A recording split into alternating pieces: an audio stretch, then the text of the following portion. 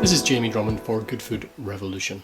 We have a guest today in our basement recording studio, all the way from Catalonia. Stella from La Vinyeta. How are you today, Stella? Fine, thank you. Now, you are representing the wines of La Vinyeta, a very proudly Catalan winery with a very particular philosophy. Would you mind explaining a little bit about the winery? Yeah, sure. La Vinyeta is a project that started in 2002. It's a very young project, but all the people working there are very involved, and it's a very dynamic project. Giuseppe and Marta are the owners. They met at the university, and they got the opportunity to buy 2 hectares of indigenous varieties, such as Grenache Gris and Carignan, from an old man who was going to retire and had no family. So from that moment, the project started. Then they got the opportunity to buy also a property where they planted 19 different varieties.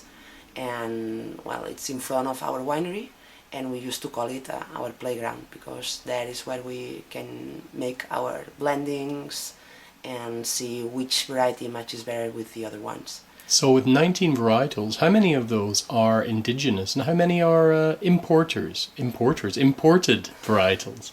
Well, we have all the allowed indigenous varieties in the blendings, such as Carignans, white, red and gris, Grenache, white, red and gris, Macabeu, Xarel·lo, Malvasia, Muscat, and then some of the internationals. Well, actually we are about 20 kilometers from the French border, so some of them are not really internationals because we're closer to France than to other parts of Spain. French so Catalonia. French Catalonia, right. So we have Syrah, Merlot, Cabernet Franc, Cabernet Sauvignon. And you have quite a lot of old vine parcels. How important are those old vine parcels to the makeup of the different wines you make? Well, actually the old vines are for us very important because it's what it provides you the structure, so the bone of the wine. And then we try to use in all our blendings, from our younger wines to our premium wines, some part of old vineyards, and then the rest we blend it with young varieties to keep the freshness and the fruitness. So you have done quite a lot of replanting over all of the years since 2002 then? Yes, well, not replantings, but new plantations. I see, so I see. We plant more and more, and we always, from the beginning, our aim is to plant more and more indigenous varieties, because from the climate change, which is something that is for true, we realized that the ones adapting better to the climate are the indigenous varieties. Now there appears to be very much an overlying philosophy or story arc to all of the different labels that you produce. Would you mind explaining a little bit about that? Yeah, sure.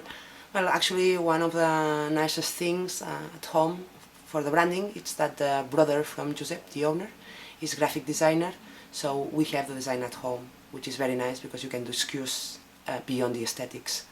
La Vinyeta, it's called La Vinyeta, which it means small vineyard, and also means vignette, as in a tale, and the wines are structured as if they were a tale. So we have the young wines, which are called eus. In Catalan means once, as once upon a time, and because they were the first wines that were produced, and they are the first wines that are produced every year. So the story starts with them every year. Then we have the llavors, which means and then, as an evolution of the tale. 5 months oak, more structure, so it's more evolved, an evolved wine. We change the label every year, and we always use an article from the press that tells us something that happens then, while we were making the harvest.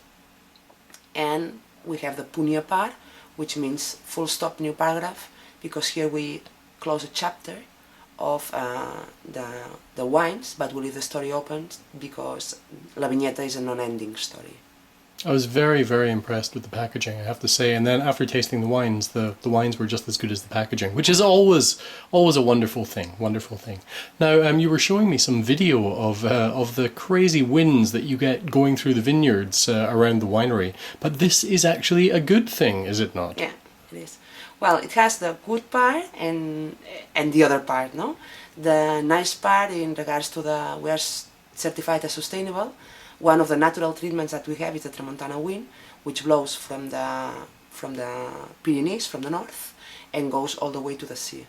This keeps the humidity problems away, so we don't have any type of mildews or other fungus diseases.